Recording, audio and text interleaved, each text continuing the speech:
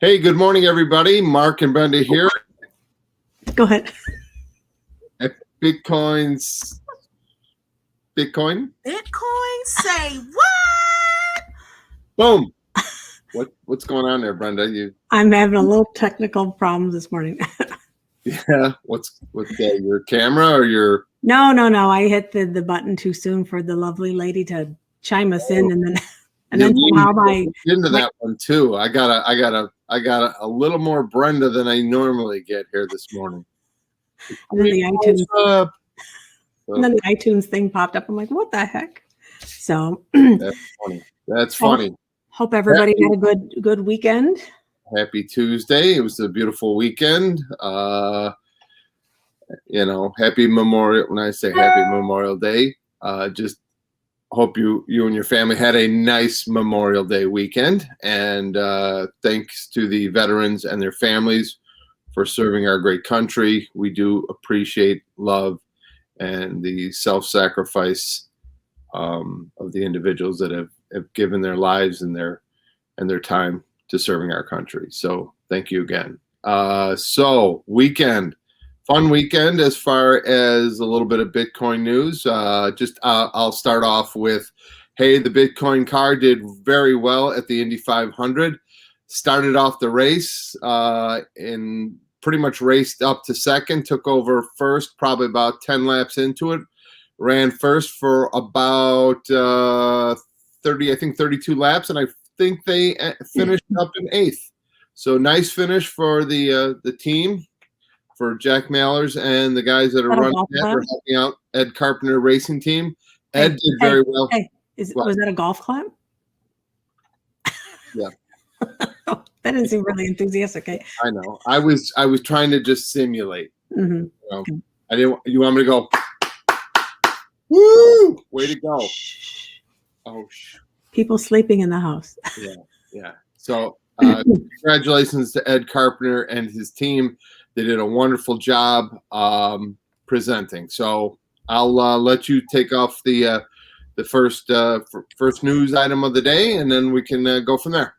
All right. Well, we think that Bitcoin is going to have a bloody month. So hold on to your britches and be prepared. And then supposedly the rest of the summer, what they're saying is going to be really good. Bitcoin is headed towards its worst month since 2011. Rich Dad, Poor Dad author says, that's great news. Rough month provides a buying opportunity, Kiyosaki says. It is heading for the worst month since 2011, and one prominent investor says that's great news. Bitcoin crashing. Great news, tweeted Rich Dad, Poor Dad Kiyosaki on Sunday, saying it provides a good buying opportunity. When the price hits 27,000, I may start buying again. A lot will depend upon global macro environment. Remember, the problem is not gold, silver, or Bitcoin. Problem are the incompetence in the government, he said. A Fed and Wall Street. Remember, gold was 300 in 2000. In April, Kiyosaki predicted in an interview that Bitcoin price would top 1 million in the next 5 years. And that was pretty much it. I just wanted to, kind of show Kiyosaki because he's kind of well respected in a lot of communities, and they think that I think he actually has come out and said that none of his money is in fiat. He has it all like in gold and silver and real estate investments, and then now he's diversifying into Bitcoin and I think maybe Ethereum, and a couple other altcoins. No, he didn't. Oops, did I say that? You just all you want. You know what? That's such a lead in, Brenda. It's so like I want to say Ethereum and altcoins so I can hit the button. Why don't you just hit the button again for the? No. I have to say. Come on. No, we didn't talk about it yet. So when we do that, okay. So I finally found the button. So I'm like, yeah, okay. Yeah, he was big in real estate. I've read a bunch of his books. Yeah, smart guy. He's no dummy. Yeah, he's bought in, and he's probably continually buying because he understands the concept of a hard money. He understands that there's a backstop here with Bitcoin. 21 million coins. It's pretty straightforward. He gets it. So, and as technology advances forward, and he understands that too, that this is the right play. He knows that gold will do fairly well, silver will do fairly well because especially so. A lot of industrial use for it, and there's only so much silver out there, and there's probably depending upon silver mines, that those are going to be the things that silver is really going to be one of those one of the commodities that's going to be probably highly in use in the next 20 to 25 years, especially in computing power, any sort of televisions, hardware, anything of that nature. You have to use silver because it's a much better conductor of electricity than gold is. So I will. Well, as a side thing, remember that podcast? We're complete crypto nerds, and what it was a couple married 34 years due on a sunny evening or whatever, relaxing. We sit by a fire and listen to a Bitcoin podcast. Yeah, that podcast. It was a live. What was it, like a live tweet? Yeah, I think it's called like Twitter Space. And so we were listening to that, and they were talking about how there's a ton of, I don't know if they call them buy options or buy, sell, whatever, waiting right below 30,000 because there's a ton of really wealthy people. Like purchase orders. Purchase orders, okay. Potential purchase orders. Yeah, and so they're waiting below 30,000 because there's a ton of wealthy people and institutions, I'm assuming, that are waiting for Bitcoin to crash. So don't be surprised. We're just kind of bringing this to the average person listening to this. Yeah. Don't be surprised if Bitcoin goes below 30. And if you haven't bought in yet, that might be a time to go in and buy your first couple hundred. Not financial advice, but I'm just saying that, might be a great opportunity. So let's move along. Okay, I'll let you go to your next story here. If you don't mind. Why don't you have a lot to share today? I don't. There again, the overachiever. Hey. And where did you acquire your 3 pieces of news? From the internet. For the long haul, when Bitcoin nosedives, institutions held fast. Institutional investors mostly held firm, said senior market analyst Moya told Cointelegraph. After the dust settled, this was last month, it seemed confident with their long-term bets. It also does not appear that institutions are significant sellers, although they may be more cautious as buyers right now. This suggests that much of the selling is from people with assets already on exchanges, which tends to be retail investors. Many crypto veterans appear to agree that the volatility was propelled by retail investors, not the institutions. This is when it dropped. AnyBlock analyst, GmbH co-founder and chief data officer Zhuang Zhe told Cointelegraph that institutions generally have long-term goals. So if anything, they would use recent price swings tactically and most likely to buy more into the market at these lower prices.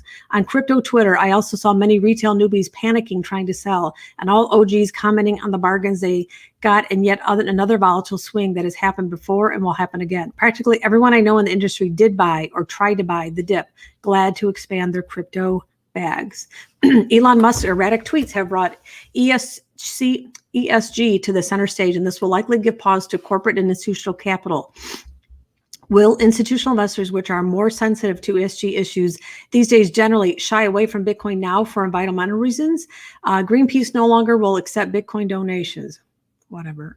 Furthermore, BTC mining does use prodigious amounts of electricity after all, much more than the whole country of Argentina in a single year, according to a recent Cambridge University study. The pressure is on for Bitcoin and other cryptos to embrace renewable energy. And then this is a little bit more. This was a longer article, but it was good. Bitcoin will eventually use ESG investors, but for now, all they need to do is keep the big financial institutions happy by saying that they're working on it. Ethereum is already ahead of this game, so alternative investments will be available for ESG investors. Bitcoin can still succeed without getting ESG support in the short term. If we take a look at the bigger picture, Bitcoin has been climbing for the past 7 months and was due for a correction anyways. When you couple that with overledged traders, the 50% dip that we just went through, guys, was essential in order to flush out leverage and ensure the bull market's momentum can continue. Even after this pullback, Bitcoin is up more than 300% over the past year. The S&P 500 is lucky if it does that in a whole decade. So that's like huge. I mean, we really need to focus on that. Can one speak of any lessons learned from the recent market shudder? For investors who have not experienced a crypto bear market in the past, this was a great test. If the pullback was too stressful, you have too much of your portfolio invested in crypto. All in all, the recent volatility should determine institutional adoption of cryptos. The institutional investor I speak of are looking at crypto with a 10-year position, and that's what we've heard is like, look at Bitcoin. I think Michael Saylor comes out and says that too. Look at it at Bitcoin for 10 whole years. They know it is a volatile asset, but they're making a generational bet. I thought this was key too. They're making a generational bet, and they are not deterred by the weak volatility. The hell with Michael Saylor. I've been saying it on the show every time we get on the show. Put it in a deep dark hole, put it in cold storage, buy it. DCA all your way for the next dollar cost average for the average person listening. DC. Oh, thank you very much. 10 years, put it in a deep dark hole, and then let's see what happens. It's the story of the bamboo tree. There's this guy that go sorry about the bamboo tree. I'm gonna go. Okay, no. You just take over the show. Shut up. Just go. This is what? Blank and Brenda, or just Brenda. Come Brenda, yay! Okay. I go to work. I mean, I know. Did you hear what I just did to you? What's that? Did you hear what I just did when you said that? I'm sure you pulled the little trigger on there. So. Okay. Now, what's up with the bamboo tree? No. It just it's the bamboo tree. As it takes like 10 years to grow it. Like the first year it grows like a foot or something, and the next and then in like its 10th year it grows like crazy. There again, it's a 10-year investment. Put it away, put a small slice away and see what it looks like. And that gives you time to investigate. If there's an interest in Bitcoin, then in the next 10 years you have 10 years to study and understand it, because in 10 years, it's going to be a little different than it is today. The technology will advance. The application, the layers that are going to be part of this are going to fill it all in. So, do me a favor, Brenda. While I'm gonna talk on my next my news item. Can you pull up there was a quote from it was by Stanley Druckenmiller. And it was Paul Tudor Jones, and I want you to read that. And I want to. Well, I'm talking about Drunken Miller today. Are you okay? Yeah. Well, I know that was in one of your articles there. Yeah, you can't take mine. I already did that. I wasn't going to take it. There's a paragraph that I read that I think really says a lot because of who they are. Because anybody can, any mope like me can get out there. 10 years. But I just thought it was real important of what was said in. Who did he talk to? Paul Tudor? Yeah, Paul Tudor Jones. Okay. Talked with. Okay, I'll go look it up. Go get your stuff shared. I have to share it for you, so get it up on the screen. Well, you keep asking all these questions of me. Now I get a little screen time. All right. You told me to go. Who cares? Thank God. Yeah, nice. I'm two.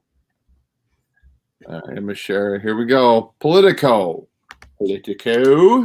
Wall Street struggles to sell Washington on Bitcoin for the masses. Oh my gosh, the world's coming to an end. Okay. Bitcoin is the biggest of virtual assets, which, unlike the dollar, are distributed outside of government control and often operate on a decentralized basis. Okay. Strong push by Wall Street to open up access to Bitcoin investment, meeting resistance from a bipartisan group of lawmakers and regulators in Washington, setting up a lobbying fight over the future of digital currency. Okay. Major financial industry players, including Fidelity Investments and Anthony Scaramucci's Skybridge Capital, are pressing the Securities and Exchange Commission to approve their plans to launch funds on public stock markets that would let small investors tap into the rise of Bitcoin prices. Wall Street, it's like it's a person. Wall Street says it's getting in the game and trying to launch so-called exchange-traded funds linked to cryptocurrency in response to surging demand, with the market for Bitcoin alone exceeding $670 billion. Firms are pouring money into lobbying to shape regulation and to convince skeptical policymakers that digital currency is viable for option for the masses. So this is pretty much, this is the old Washington two-step. You do for me, I do for you kind of thing. And honestly, the article, the headline, let's look at Wall Street struggles. Really? Wall Street struggling to sell Washington on something? That's a crock of crap. Yeah. They've never had problems before. Trust me, if Wall Street wants it, Wall Street's going to get it. And that's just how it rolls. So Politico's headline here is like, oh my gosh, I don't know if we can get this. Yeah, trust me. Couple steak dinners, couple tickets to go to somewhere, a jet flight somewhere. This is all negotiating. It's part of the deal, and honestly, it will happen if Fidelity, which is, I think, the largest, if not the largest, one of the largest money management companies out there. I know they have a huge, gosh, I'm drawing a blank, but let's just call it, they're one of the big players, and there's others in this field. So it's happening. There again, I always go back to, well, if we're talking about doing a CBDC, which is a central bank digital currency, cryptocurrencies are already there. They're just a little late to the party. So it's happening. Be patient. Go past. You know what? Don't read the headline. Just see the headline and read down, and then you really get the answer. The article basically states that it's going through channels right now, and that's just the way it is. All right, well, I actually think too. I brought this up to Mark, and as people listen to the replay and comment in our thing, Mark usually wears his hair high and tight. Do you see how short his hair is? And so I actually told him over there ain't a lot left, and it's great. It's fine. I told him he used to wear his hair a little bit longer when I first met him, and it was actually curly. And so when our sons grow their hair out, two of our three sons have his curly hair.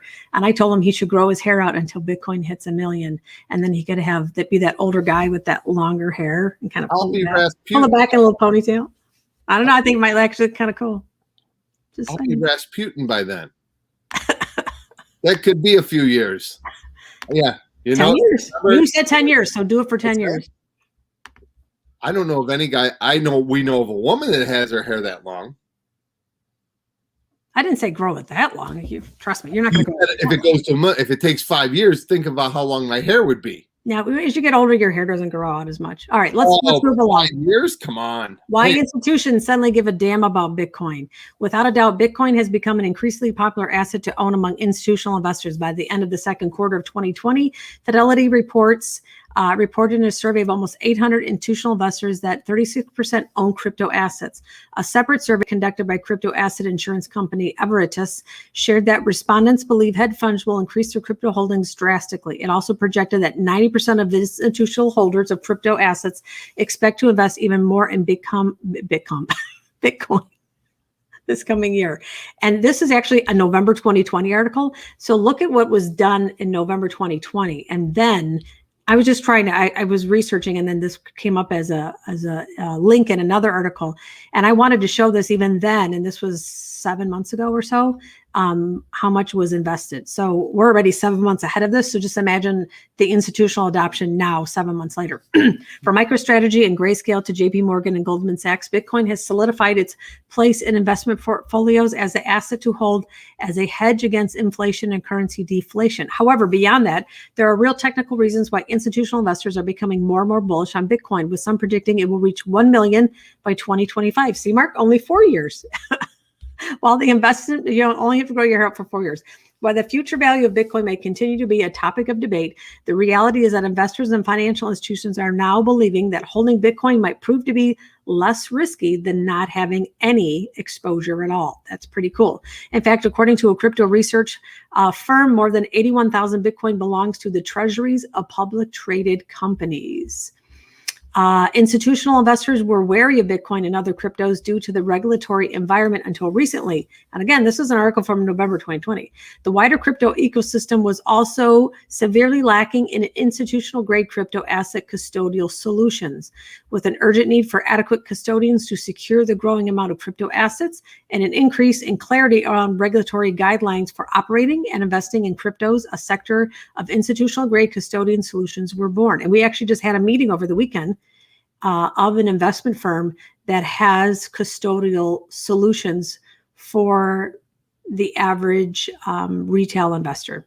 Yeah, you know what I was thinking about over the weekend about the gentleman we had on, and maybe what we could do is possibly, bring him on our show and chat with him. And yeah, absolutely. Great questions. So yeah, there was a lot of great questions. The group, shout out to the group. A lot of questions were asked, very directed, and it was about an hour and a half we took with about 10 or 10 of us. So it was good. It was a lot of people got a chance to ask and answer investment questions, not just about Bitcoin taxation, Bitcoin, long term security.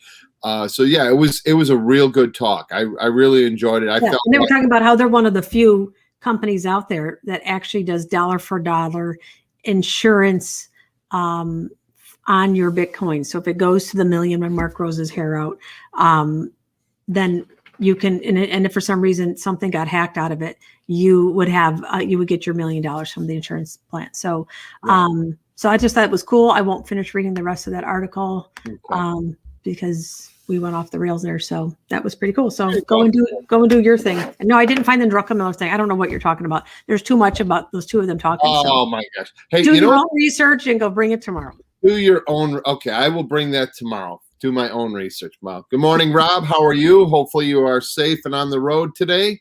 See, what Mark does is he sees the comments and then I don't even get a chance to share it. Okay, now go ahead. Oh, no. Well, I'm not reading it now. I just said good morning. Let's read it because Rob took the time to type it out. Good morning, the two of you. The government, Rob says, will approve Bitcoin and cryptos in the U.S. after they complete their financial reset and complete the corps and banks acquisition of almost all of value assets. Okay. Sounds like it's going to happen. So it's just a matter of time. I think to your story going back, what we should do is we should go back to 2017 and pull a story from 2017. Think about in 2013 and read about what was going on. Or even I listened to I think it's Swan has their own podcast. I think they got a couple different ones. So I happened to go back to the very first one on the podcast list of last year around March. This was right around the March 12th. It was the massacre day. And it's interesting to listen to people talk in hindsight of where things are going, like, hey, if it gets back to 20 or whatever, because it dropped big. So maybe we can have that one of our days on our show. We can we'll think of a cool show name for that. Yeah. Think of a cool show name. Yeah, that's what we should do.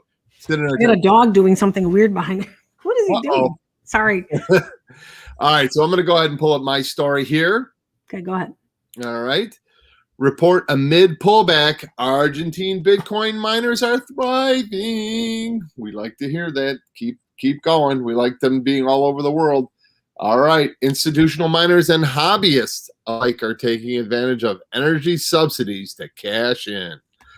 While the broader crypto market suffers through a painful slump, a new report on Monday indicates that Bitcoin miners in Argentina are thriving as they take advantage of convoluted energy policies. There you go. A report from Bloomberg that was republished in the Buenos Aires Times says that residential mining is picking up due to a mix of factors, including currency controls, energy subsidies, and rampant inflation. The favorable has been brought to international attention as Canadian mining company Bitfarms Ltd, what will reportedly be the largest mining operation in South America, part of a flourishing crypto business scene through the country. Earlier in the year, Bitfarms estimated the new facility could mine BTC at a cost of just over $4,000 per coin. There you go. Boom. Okay. One cheaper option for the Argentines looking to make passive income may be operating a Lightning Network node. Nicholas Bourbon, an Argentine Bitcoin advocate quoted in the report, is a vocal proponent of the two-layer solution. And I will read Nico B's here. You see this? No, I won't, because I don't know how to read. I would assume that is Spanish. Go for it. You took Spanish class, didn't you? Tone sobre lightning. There we go. I took one Spanish class, and that's what you get out of me. So great. I think that's awesome. There again, you have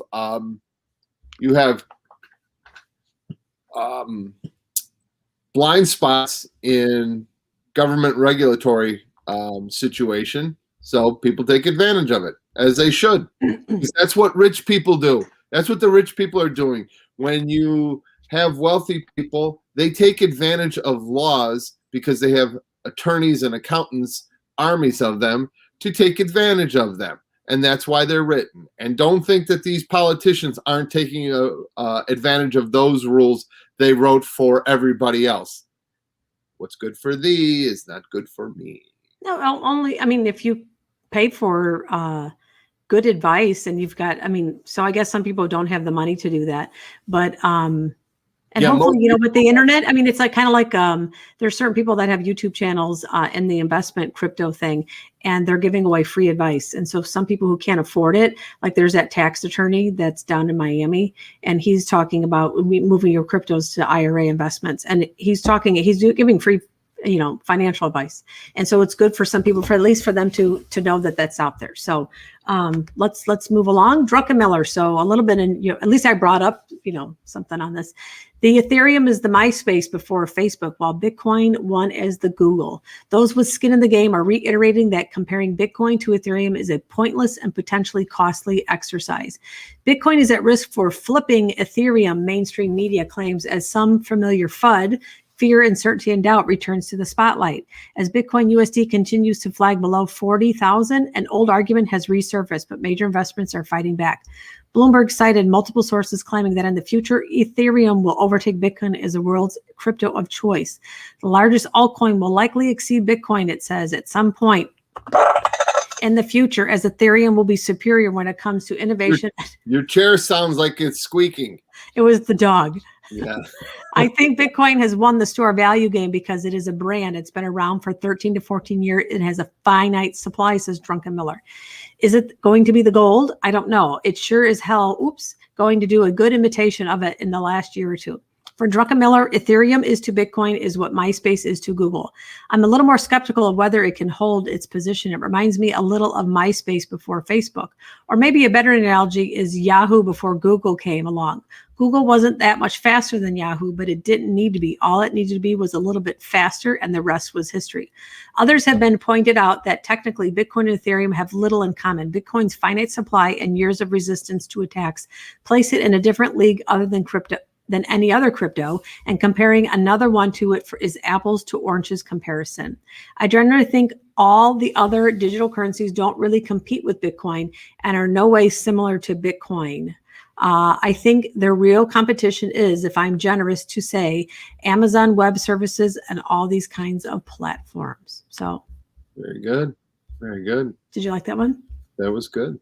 Yeah. That's good. Well, and I'm going to just kind of quick quote. Why don't you go ahead and read Rob's he says, someone by the name of Hillary, I don't know who that is, accused the president T of evading taxes. So the president said, I didn't pay taxes because I'm the smart one. You guys made the laws. You know, it's exactly it. The whole point is that there are laws made. Yeah. And they're not considered. Our boys did debate, and there was a whole year debating on taxes. And one of the negative arguments when they do the affirmative and negative argument was, oh, people are using these illegal loopholes, they call them, and they're not illegal. They used to call them, they're using illegal loopholes. And it's like, no, they're laws, and they're made there to, if you know about it, that you can, do these things. And it's a focus tested word, loophole. But yes, and so it makes it sound like it's illegal. Oh, but they're doing something illegal. No, and Hillary and Bill, trust me, are taking advantage of those, like the Obamas are, like the Bushes we have to be are. careful what we say on here. So yes. No, I didn't say anything. All I said is I know we'll get it. We'll get our. They're all taking advantage of it. Yes. I mean, you can stick your head in the sand and say, "Oh no, politicians, they're looking out for my best interest." No.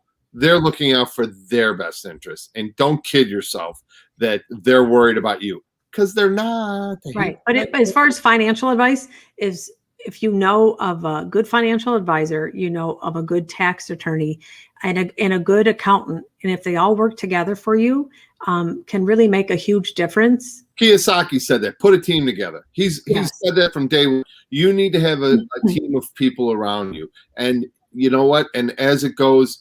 Bitcoin helps in that way also, because as Bitcoin adopts and price goes up, that's your strategy. It's really kind of a simple. It's a savings account, and as the investment grows and will continue to grow through adoption as it gobbles up all these other assets to replace a lot of them, it goes up. It's a simple formula. There again. buy a little, stick it in cold storage, wait 10 years. Go ahead. Why don't you read what Rob said there? Actually, the first Bitcoin mine was the Genesis block, January 2009. Only the white paper came out in October 2008. Some of these people need to do a better job at doing their homework before writing articles. Oh yeah, totally. Yes. Yeah. You got to do some homework. This is not an arena by which you just cut. If you're a person that has extra money, you want to and put it and walk away, great. Okay. But Bitcoin is more life altering in a lot of ways. I'm not going to get into them, but the bottom line is it is life altering, and it can be probably said that it's going to change the way that business is done and how we look at the world forever. Nice Back to the Future picture here. Is crypto approaching its Netscape moment? The world of crypto shares a similar template in the emergence of the World Wide Web. I like how they wrote that out back in the 1990s. Before you get off this, I just want to let you know, see the guy that see Doc with the long white hair? That'll be you?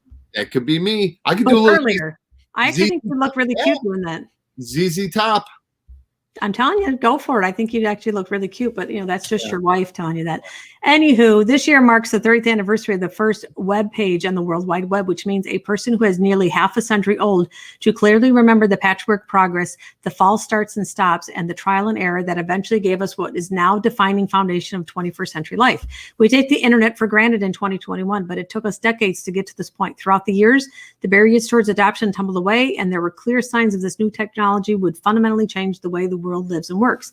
Now soaring Bitcoin, the blockbuster initial publicly offering in Coinbase, and the appointment of MIT blockchain professor Gensler to the lead US SEC are offering clear signs that another technology will be transformational on a similar scale, cryptocurrency. However, it is not hard to see the parallels between the current state of crypto adoption and the internet that existed in '95.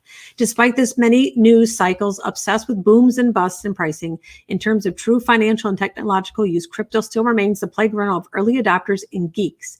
Many institutions and professional investors are interested in playing around with it, but the vast majority of major institutional finance has yet to engage with it in any serious way. I believe in 2021 will be the year when all of this changes. The global COVID pandemic has led to massive fiat money printing everywhere in the world.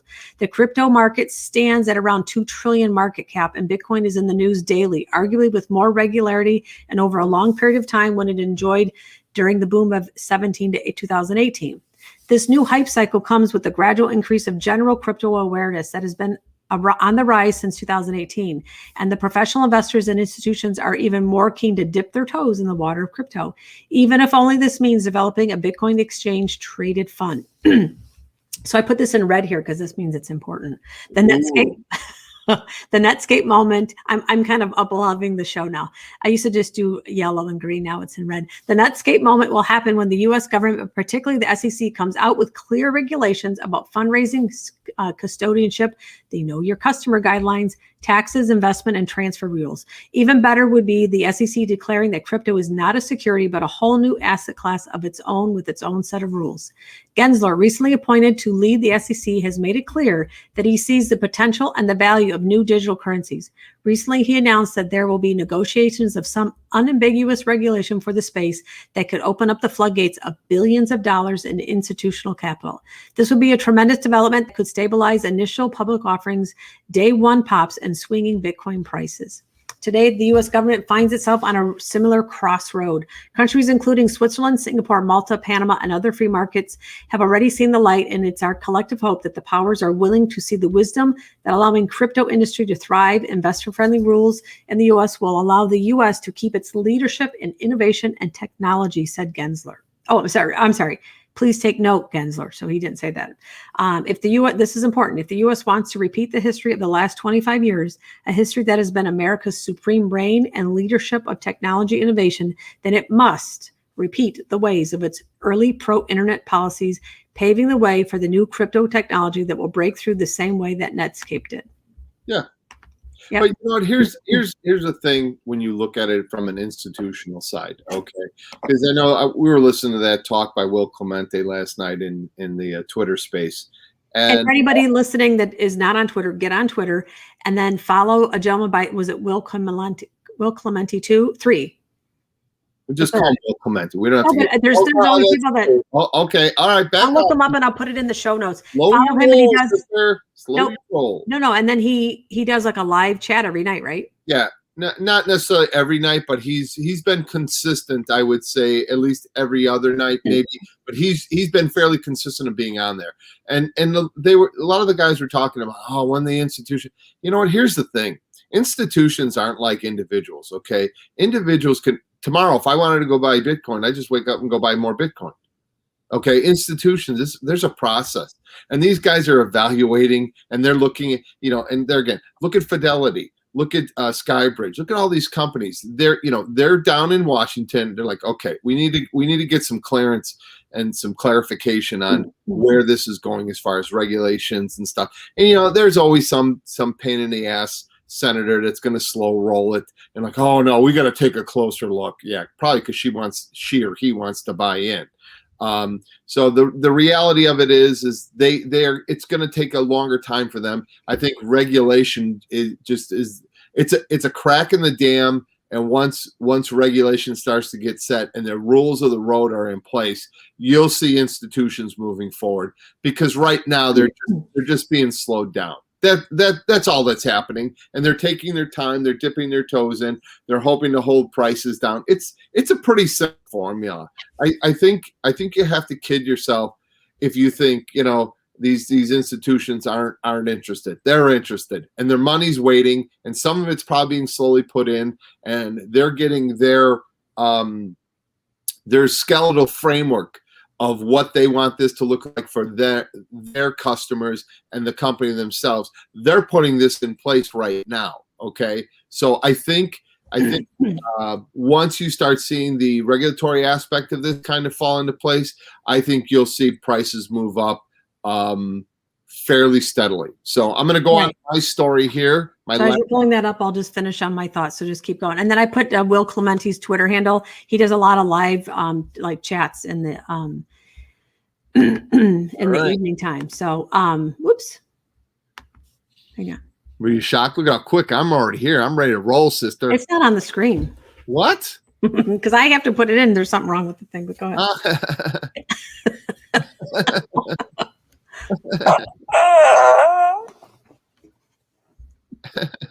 Go. Oh, can I go now? Yeah. Because all I see is the article. I can't. Yeah, it's on now. I put it on. You can be making faces at me or whatever, so you probably are. All right, Bitcoin accumulation uptrend can create a 2013 style BTC price double pump. Okay. A recent rundown in Bitcoin's price from about 65 grand down to 30 grand did not force long-term holders into selling. Glassnode data shows the on-chain analytics platform revealed a spike in Bitcoin reserves held in wallets with lower unspent output just as BTC USD's bids were crashing. Meanwhile, the data also shows Bitcoin collecting spree among miners, the entities that produce and supply newly minted cryptocurrencies for retail markets. As a result, the active BTC supply started declining in recent sessions. Okay, short-term Bitcoin holders, the entities that hold the flagship cryptocurrency for less than a week after accumulating it, were the biggest sellers during the Bitcoin rate decline. Glassnode data suggested that newer market entrants panic sold Bitcoin during the May downturn, a month during which Bitcoin lost 38% from its all-time high. Bitcoin price volatility, meanwhile, continues to exploit short-term traders with double-digit percentage up-down moves. The 24-hour Bitcoin volatility index trading view settled around 19.7 on May 20th after bottoming out at 1.9 on April 2nd. That marked a 936 climb during the period wherein Bitcoin rose to hit an all-time high near $65,000. So here's the deal. People that are newbies got scared off, dumped their Bitcoin, and this will just get me to the article. Let me just quick run through here. There's nothing else I wanted to add to it. So the story that I want to quick say was Paul Tudor Jones had mentioned to Stanley Druckenmiller that back in 2017, when it crashed big time, I think it was like 80 or 90% when it crashed. He said he was surprised on how many people hodled. I thought at that time, and I'll pull it up tomorrow. It's 86% of the people hodled at that time. 86%. I saw that yesterday. I swear it was in the that's article. a great. That's two giants. That's two guys that know investing. I mean the blood and guts of investing. And when you see some, I think he called it comparable to religious zealotry or something. It was the I saw that too. I don't know what we're. It is right here. Here, I got it right here. You got it? Can you read it real quick? Yeah, hang on a second. Let me get back to the doohickey. Oh, and Rob said exactly, Mark. It's in the code. I don't know what I said. I don't honestly. That was when before you read the article. And then he said, of course, they don't mention that the whales bought the short-term Bitcoin with the intent to cause a crash, so institutions could buy it cheap. Follow the money, do as they do. You know, you're early, and it's actually quite exciting that we're buying before even the institutions or while they're doing it. We bought before what's his name? Yeah, when you get in before Musk. Yeah, we got him before Musk and Ray Dalio. Man, I swear, if I die before this thing, you're gonna die. I hate to say that, but if I die before this thing really gets to the point, I'm gonna actually put it in my will if I'm getting close to my death, how I want some of the money spent, so that like I went Hawaii and spend it on what I want to spend it on. Kids, you get the money, but this is how you have to spend it. So, like behind us is Hawaii, and we've been there. Where? Oh, I didn't even. Honestly, I didn't even look at that. Yes. Yeah. I would love to own a home there. Oh my gosh, it's so beautiful. Ashes over the island. I'm not getting cremated, so don't even go there. No. All right. Whatever. What? Hang on. Let me share this one. Hang on. What's it about? Wait. What? You know I'm not getting cremated. Anywho, that's a whole nother thing for me. Okay. All right. So. Okay, I'm going to share the Drunken Miller thing. Okay. It's not Drunken. It's Drunken Miller. Okay, I like Drunken Miller. Okay. Sounds good to me. I had someone in high school I went to school with in grade school, and that was her last name. Okay. It says here, this is why Drunken Miller and Tudor Jones changed their minds on Bitcoin. Where does it say the 86%? It was in the article here. Do you know that when Bitcoin went from 17,000 to 3,000, that 86% of the people that owned it at 17,000 never sold it? Drunken Miller replied. Well, this was huge in my mind. So here's something with a finite supply, and 86% of the owners are religious zealots. Yeah. So people understand, the ones that have been down the path that have held on, and a lot of them are holding on today, that they understand where this is going, and they're not going anywhere. You're not gonna, you can't pry that Bitcoin from their cold dead hands, I think was Charlton Heston's line. What have you read? I forgot what the percentage was. They're saying some of the big people, because they think Bitcoin's going to go to crazy highs in the next 10 or 20 years. That, and this is not financial advice, that if you buy just, is it 0.1 of Bitcoin? Like a fraction of it? Is it 0.1 or 0.01 of Bitcoin that you'll have $1 million? Let's just call it 0.1. I guess it depends. Yeah. I mean, it's just something to think about. You don't have to buy a whole time frame. I mean, 50 years, 10 years. I mean, nobody really has an answer on that. They chart this stuff out and they say, oh, well, it could be here. I'm not making a prediction. It's not financial advice. I was just saying, like, some of these people I've listened to, and it's like, I think I was just trying to say that to people so they don't have to get frustrated that if they can't afford right now it's like 37,000 crypto, Bitcoin, if they can't afford that they can still dollar cost average in and still make a difference in their financial wealth in the future. Friend advice. If you're my brother, okay. That's how we're gonna do. Okay. Do you have any more news to share? Because I have two more. Let me finish what I was saying. Jeez, what? Please. Cut me. Hey, this face. Stuck. Wow. Never mind. I was being funny. No, finish this story, because I have to actually get out the door here. I got a little bit of a ride ahead of me. So go ahead.